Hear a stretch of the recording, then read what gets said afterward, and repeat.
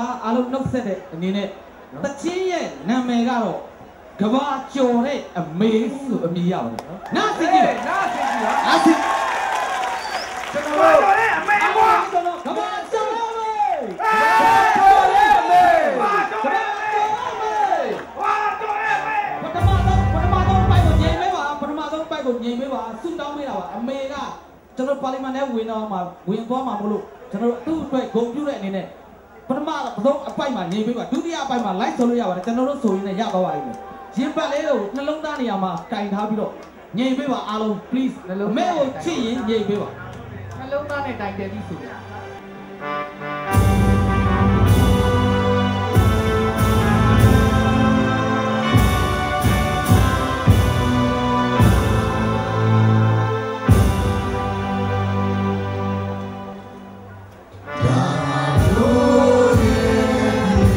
Don't